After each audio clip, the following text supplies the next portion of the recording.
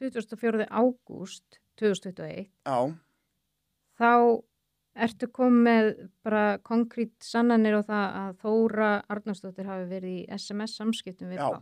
við eiginkonu, já, fyrirverandi eiginkonu þína. já. Og hún hefur sagt þér frá því þá.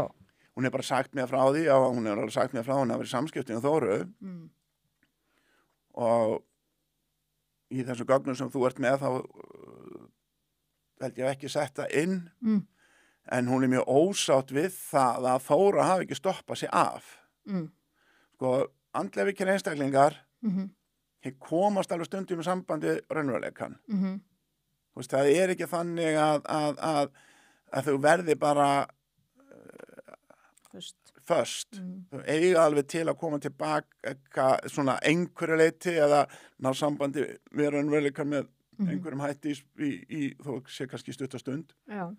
En já, hún hefur sagt mér frá því, hún hafi verið í miklu samskiptum við Þóru og í gögnum málsins eru held ég 168 e-mail sem fóru þeim á milli.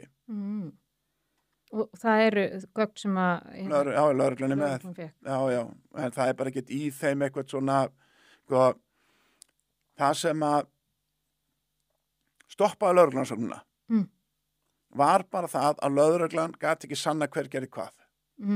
Veist, ef við tækjum tæknimannin og dræpum hann, ef lögreglan geti ekki sanna hvort okkur hefði gert það, þá verið að sleppa okkur báðum. En hann var jafn döður.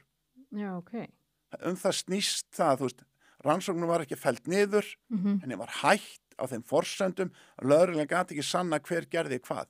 En það er vitað í dag. Það er vitað í dag? Já. Okay. Við vitum það Helgi Seljan er heimildamaðurinn. Það er heimildamaður þá þau framleitu bara heimildamenn hann inn á RÚV. Já.